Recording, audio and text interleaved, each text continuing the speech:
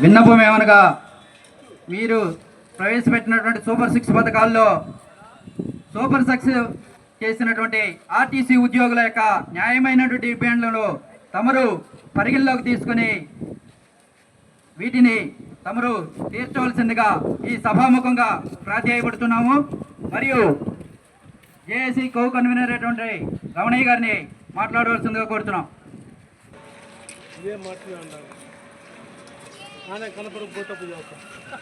రాష్ట్రం మొత్తం కూడా అన్ని యూనియన్లు కలిపి జేఏసీగా ఏర్పడి అన్ని డిపోల ముందు ఎర్ర బ్యాడ్జీలు పెట్టి నిరసన తెలుపుతూనే ఫస్ట్ డ్యూటీ కాడి నుంచి 10 గంటలకి టీ అవర్స్లో గేట్ మీటింగ్ నిర్వహించమని చెప్పి ఆదేశాలు జారీ చేశారు. వాటికి అనుగుణంగానే నిన్న కందుకూరు డిపోలో జేఏసీ కమిటీలో కన్వీనర్గా ఇచ్చినందుకు జేఏసీ కమిటీకి ఈ సందర్భంగా ధన్యవాదాలు తెలుపుకుంటున్నాం. పోతే మిత్రులారా, మన ఉద్యమ విధానం, మన యొక్క ఆలోచన,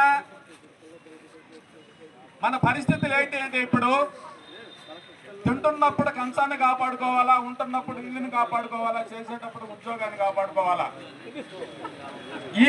ఈ ప్రధాన అంశాల్లోనే కొనసాగుతుంది. తీరా చూస్తే తిప్పిన ఆర్టీసీ ఈరోజు BS6లు వచ్చి ఇంత శాస్త్రనా కూడా టెక్నాలజీని ఇంత అందిపుచ్చుకొని ఇంటర్నెట్ పరంగా కానీ, సాంకేతిక పరంగా కానీ, మాన్యువల్ పరంగా కానీ ఇంత అభివృద్ధి చెంది ఇంత మెయింటెనెన్స్ చేస్తుంటే ఈరోజు ఎలక్ట్రికల్ బస్సులు మనం మెయింటెనెన్స్ చేయలేము, భారంగా ఉంది మన సంస్థకి అని చెప్పి ప్రైవేట్ వాళ్ళకి అప్పచెప్పడం చాలా విచారకరమైన విషయం.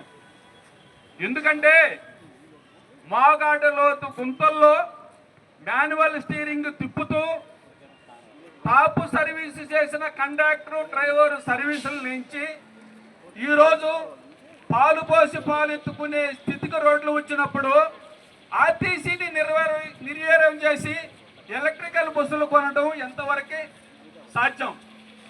ఇది చాలా దారుణమైన విషయం. ఎందుకంటే ఈ సంస్థలో ఈ స్థలంలో తిరిగే బస్సులో ప్రతి కార్మికుడికి భాగం ఉంది. ఎందుకంటే టైర్ పంచర్ అయినా పెనాల్టీ వేసినా కట్టాము, స్ప్రింగ్ బ్లేడ్ ఇరిగిపోయినా పెనాల్టీ కేసు కట్టాము, ఒక షట్టర్ గ్లాస్ పోయినా డ్రైవర్ పెనాల్టీ వేసి కట్టాడు.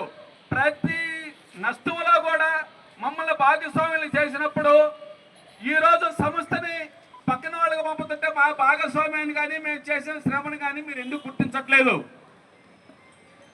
కాబట్టి మీరు 46 లక్షలు 45 లక్షలు అవుతున్న బస్సుని 46 లక్షలు సబ్సిడీ ఇచ్చి ప్రైవేట్ వాళ్ళకి ఇచ్చే బదులు అదే ఎన్ని బస్సులు అయితే కొంటామో అన్ని బస్సులు మన సంస్థకి ఆదాయం వస్తుంది కదా. 46 లక్షల లెక్కన మెయింటెనెన్స్ జీరో అంటున్నారు. మాన్యువల్ కాడి నుంచి ఈరోజు BS6 దాకా చేసిన మన మెకానిక్ సోదరులు 4 రోజులు ట్రైనింగ్ ఇస్తే ఎలక్ట్రికల్ బస్సులు మెయింటెనెన్స్ చేయలేరా అని నన్ను అడుగుతున్నా మిత్రులారా.